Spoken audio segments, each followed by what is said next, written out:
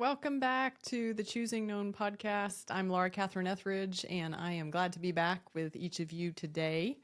So, we're going to jump in again to the human components triangle that we've been exploring and explore our last interior arrow dotted line. And so, we'll look at that here in a few minutes. But, before we do that, I'm really hoping that as we keep exploring, that some of what we're talking about is creating more awareness in all of us about how much the Bible can integrate into every part of our life. That's one of the passions that I have with the podcast and for this podcast, is that it would give us more of a vision of just how much in the Bible has to do with us and who we are and every part of our life, and not to be like this oppressive thing, but really to show us, like we're talking about, what is the abundant life and how do I have it? And it just gives such detail and information for us about practically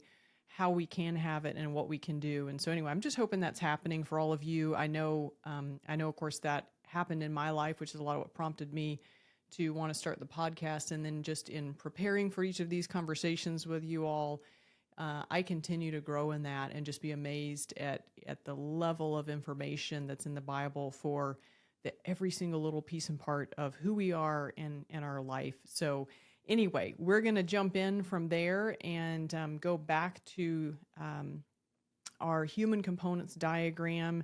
And we're going to be exploring this dotted line today. And why is that a dotted line? And why does that go from body to mind? And that's where we're going to head today and explore that together. And just to kind of get us in that headspace, I want to ask you a couple of things that just maybe evoke some memories.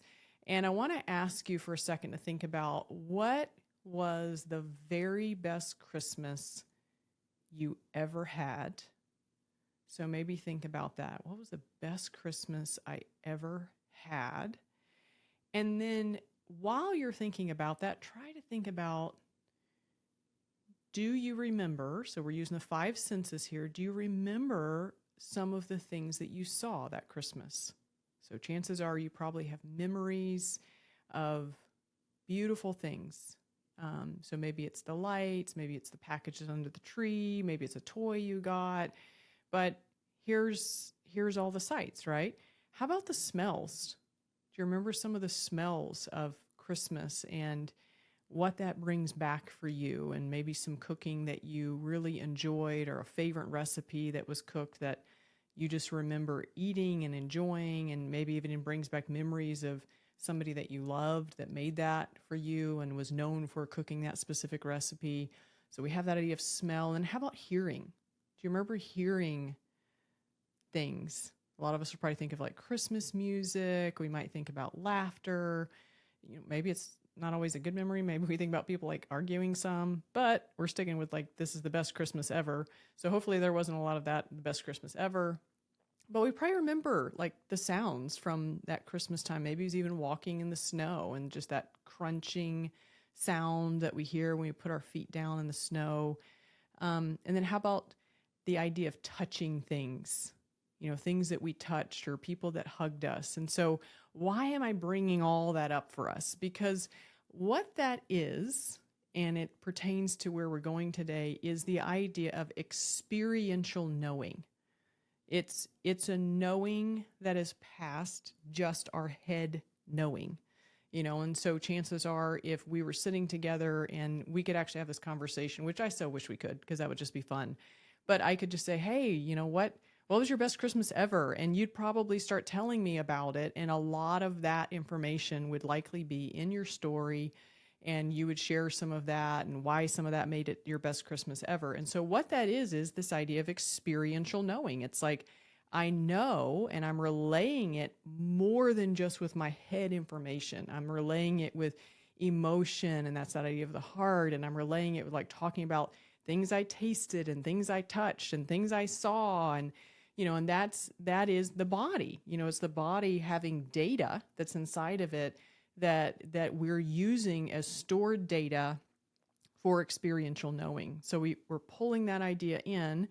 And why does that happen for us? How does that happen? And this is part of, we talked about this a couple episodes ago about God's amazing creation when he created the human being. That he created this part of us that can absorb data and reuse it again later. And he did that for a lot of reasons. A couple of the ones we've talked about is just to save energy. When data is stored inside of us, good information about Christmas and fun things, or hard information, tough things that have happened, it's stored inside of us so that we can use that data again, so that we're not like goldfish. So they say goldfish have like a 3-second memory, and I always kind of chuckle because I'm like, do they go around their little goldfish bowl, and every time they come back, they're like, oh wow, look at the castle. Oh wow, look at the castle. Oh wow, look at the castle. And like every time they see it, it's brand new, and they're just amazed.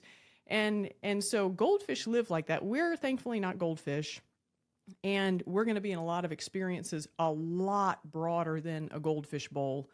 And so we really need to have a lot of data inside of us so that we can do a bunch of the repetitive things that we do every day out of a place of just pattern and habit. It takes almost no energy, like we talked about a couple episodes ago. I don't have to think very hard about brushing my teeth. I don't have to think very hard about making coffee in the morning. I don't have to think very hard about driving places that I know. It's just stored data, and it's there for me, and it serves me, and it saves me energy. And then my energy's freed up for the new things, and it's freed up to make new decisions and work on new projects and consider new ideas that I'm doing and working on. And so it's a valuable thing for us, and it's something that we also have to continue to be aware of and recognize whenever we work in the realm of development and growth, because that data inside of us is what's going to also inform future decisions, because we're going to pull from that, and it is like crazy fast. I mean, it happens like split second fast and it's not even almost conscious. It's like our being just goes, seen this before, recognize this, experienced this before, pull this information, use that. And it just is like way quick. And that helps us to know how to respond. I mean, think about like if you're in traffic and all of a sudden somebody jerks in front of you, you're not having to consciously think through a lot of how to respond. You just respond. And hopefully that quick response enables you to not be in an accident. And that's what happens for us as we're just navigating life. That pool of data, that data bank inside of us, it's going to pull information, it's going to inform what we do, and it's going to help us to be really efficient and to not have to think up brand new things every time. We can pull a lot of that data. Maybe we have to add a little bit of new to it, but a lot of it we're just pulling and we're using old data. So that is fantastic if the data that we're using is actually good. That's going to be great for us because we're going to be supplied with really great information. It's going to help us make good decisions. It's going to help us take good actions. We talked about that some last time. What if the data is not so good? So, many of us could probably think of some really tough things that have happened in our life and in our background. And maybe it's just a moment where we had an argument or we experienced something with maybe a teacher. Maybe to make this clear for us, we could think of like, when was I most embarrassed? When was a time in my childhood when I was just really embarrassed? And some of what we experienced in that moment, it also logs this data inside of us. And that's going to show up, in future moments. That data is helping to inform, if I don't handle this right, I'm going to be really embarrassed again. I don't want to feel that way. And so it pulls, our being is going to pull that data forward, and it's going to reuse the old information and the old data to help inform how to respond in current situations. Now, some of that's relatively innocent. We're talking about maybe I was embarrassed and maybe it's something silly, but sometimes really what we've walked through or what's happened has been very bad. And I know, being in the realm of people work, I am never cease to be amazed at some of what people have walked through. And, as I get to know people and listen to them and their stories, pretty much with everybody I've talked to, there's at least one thing, if not multiple things, that have been hard in their life that have really shaped who they are. And it's really hard for them. And a lot of times that will create things that are very triggering. And, we talked last time about the behavior, and we want the behavior to change. And so, when when I'm working with clients, and a lot of times they're wanting to grow and become better, we end up having to kind of go back and sometimes explore a little bit of that of like, well, where do you think that came from? That's that idea of belief we talked about last time. And we've got to begin to unpack some of that and rethink about it to be able to have newer, updated information and data to work with for new experiences. Otherwise, we're just going to be ripe for like being triggered and pulling that old data over and over again. And so here we'll go back to our little slide here and look at, that's why this line, this dotted line, goes from the body back to the mind.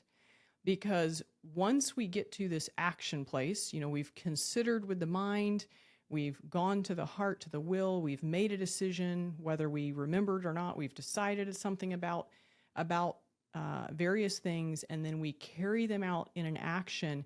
And once we've done that loop, we've taken it full circle, even though we're in a triangle shape, we've taken it full circle. And that now is going to ...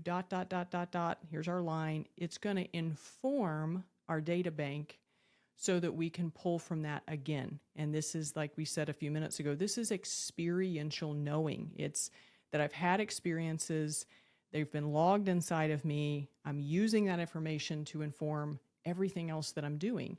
And when we understand that, one of the things that we begin to say is, okay, well, if that's the case, and I want things to change, or I don't like all of what I'm doing, what am I going to do about that? Because some of what's inside of us is great, and some of it is not so great.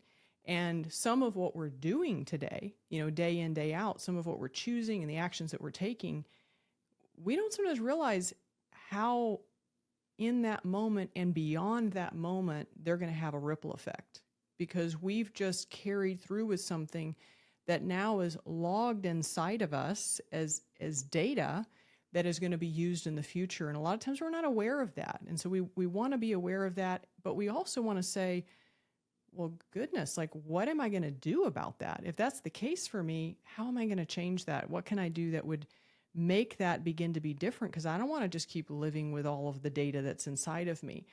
And for that, we want to go to a scripture that is so key to this understanding. It's a very big idea. We're just going to touch on it a little bit today. And these are the words of Paul.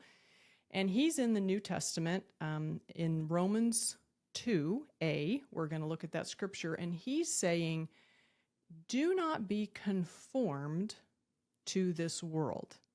So hear those words. It's like, don't be conformed, shaped in by the way of this world. Don't be conformed by it, but be transformed. So there's our change, by the renewal of your mind. And with this image, so let's put this back up here. We can take a look at it. And I'm just going to read that scripture again while you look at it. Do not be conformed, do not be conformed by this world, but be transformed. So there's a reshaping, be transformed by the renewal of your mind. And when we know that scripture and we look at an image like this, it's like, oh, okay, so that's the plan, is that if we want this process of data and experiential knowing to change versus us just operating with the same information, what's conformed us from our experiences thus far, then where we need to begin with that process is this idea of the renewal of your mind. We need new information. We need different information. And last time you probably remember me talking about how we need truer. It's not a real word, but it's such a good word. It's like, yes, I need to know something that's truer, and that's going to help me. And so we want to know that so we can focus especially on what am I taking in. And we're going to explore a lot around that in the future because that's really critical, what we're taking in and why we're taking it in. Today, we're just touching on it lightly. But we want to be aware of what am I taking into my mind and how am I letting it form me or transform me? So if we want to have, and this is back to some of our images, if we want to have this idea of this abundant life, so we have this glass and it's filled with these golden beads, and this is that representation of this is the life that I want to have, then we need to know that some of what's inside of me is going to have to be replaced over time more and more. And you've had me talk about that, heard me talk about that, seen me talk about that. We've got to replace that data that's inside of us with more and more of this new information and this new data.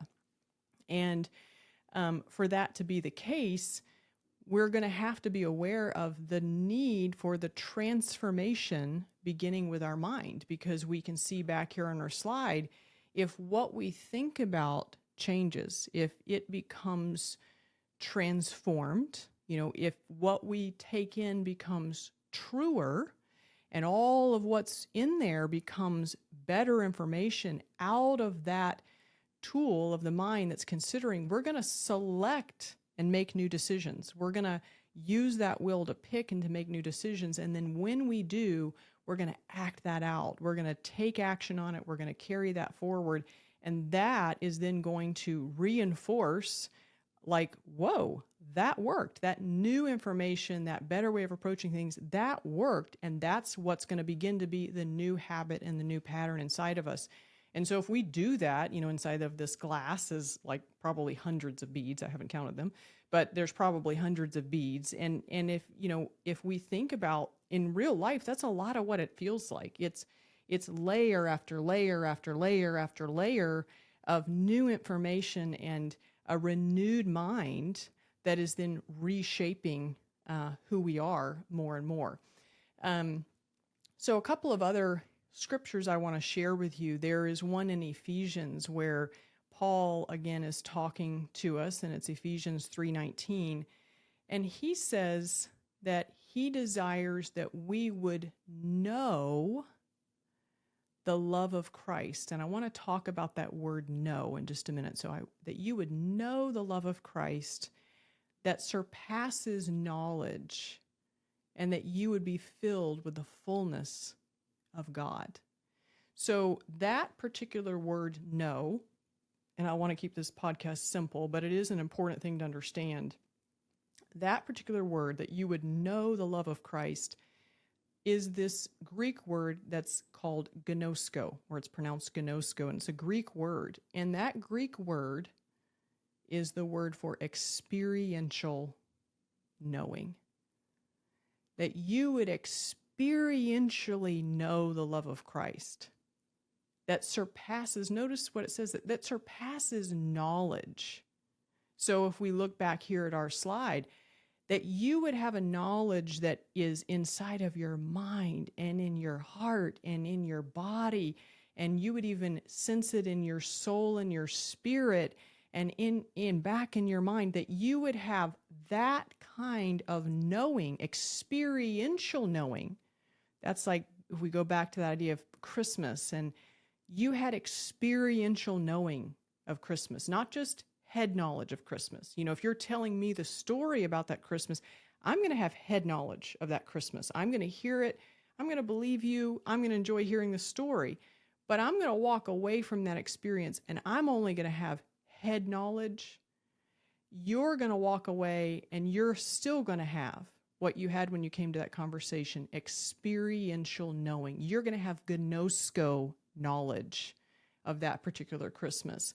And that's what, as Paul's saying here, we want to have that kind of knowing of the love of Christ, that it would be inside of all of us. So it would surpass knowledge, and that you would be filled with all the fullness of God. So here's back to our abundant life idea, that you would have so much experiential knowing, mind, heart, body, spirit, mind, heart, body, spirit.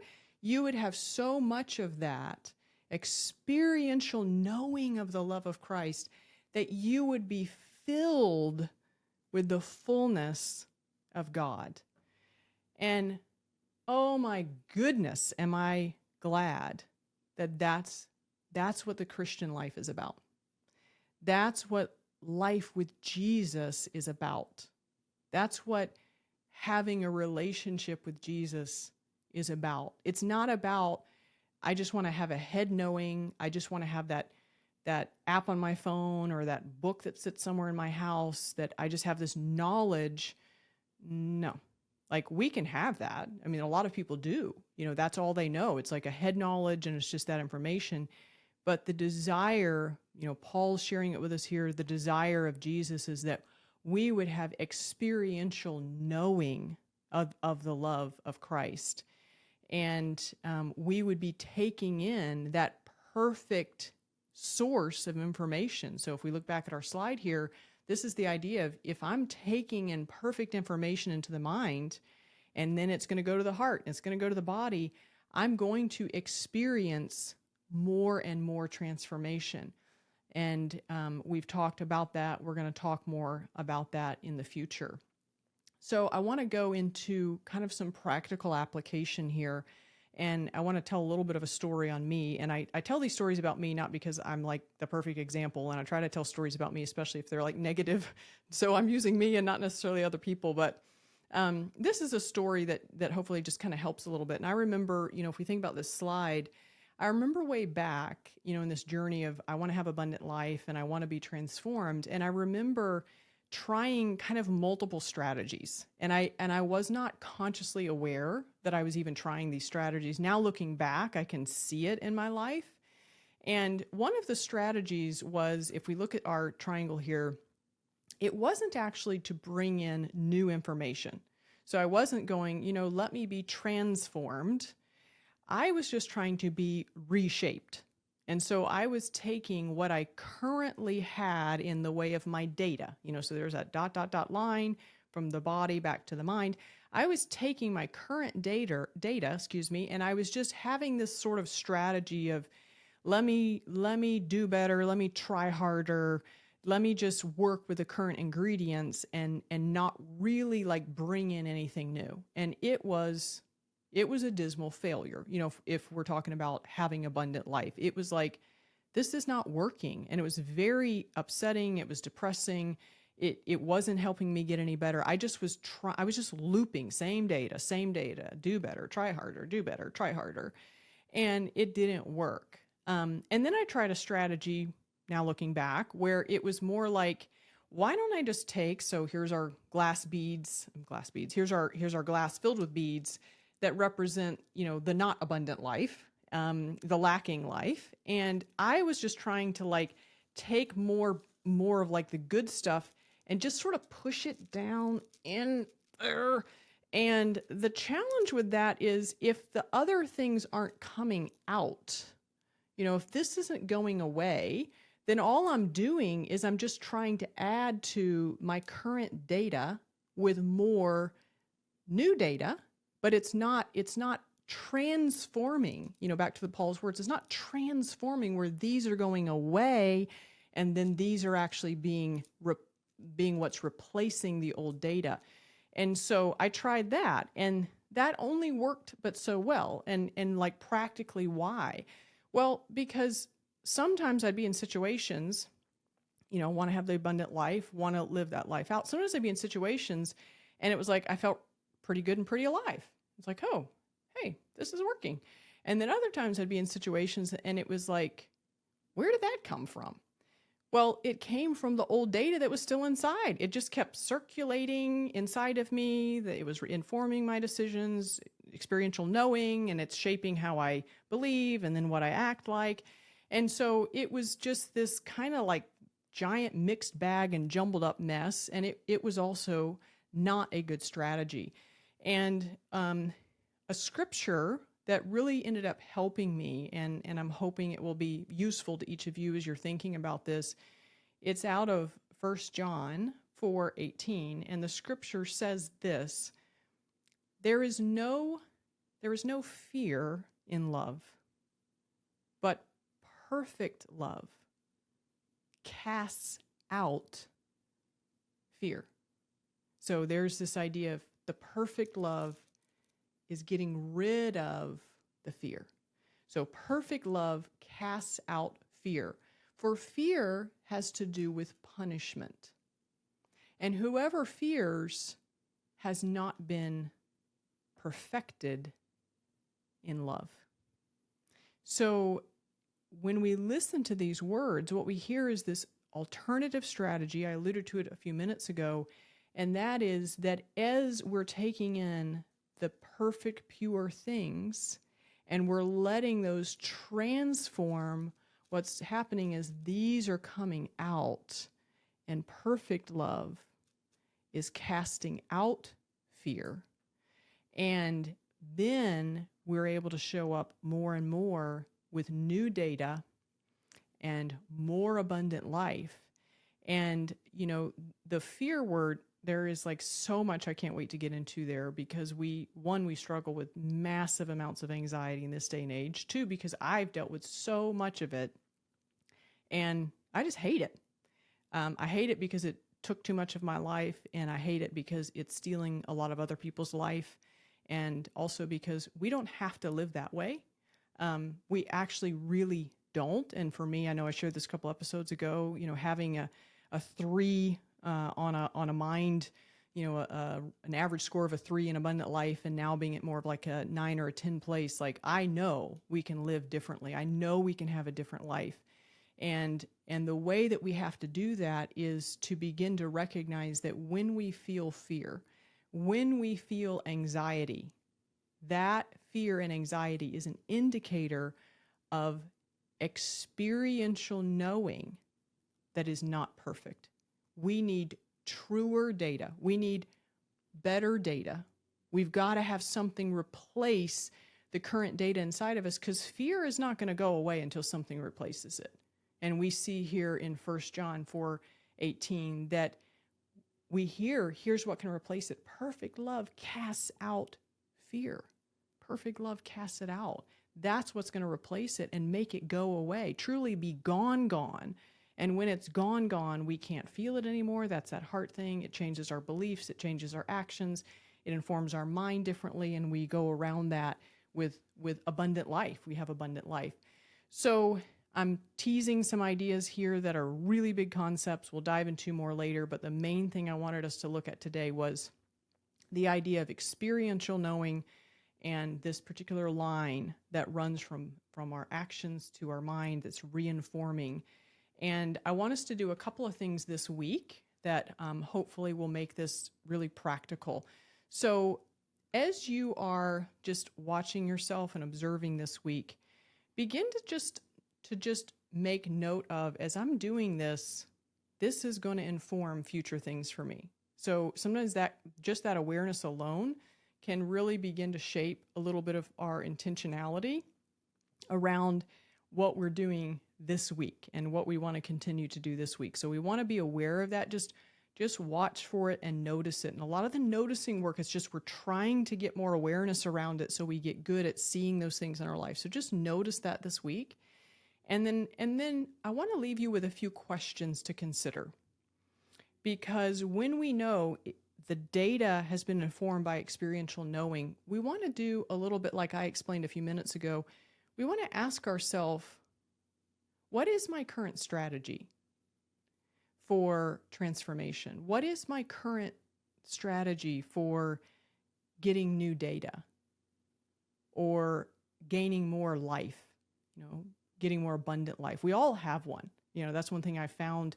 It doesn't really matter what our faith belief is, but we all have a strategy that we are using that we believe is what's going to give us more life and more abundant life, and we think is going to make our life better. So maybe consider that this week. Consider, if I look at what I think about, if I look at the emotions that I have, and I look at my beliefs, and I look at my actions, and I just kind of look at those categories of who I am, what I'm doing in each of those categories, what does that tell me is my actual current strategy? And so, like I said a few minutes ago, that helped me a lot to go back and look at, these were the strategies I was using, and now I use a very different strategy. But sometimes we don't want to replace our current strategy until we can kind of see the level of benefit it's giving us or maybe the lack thereof.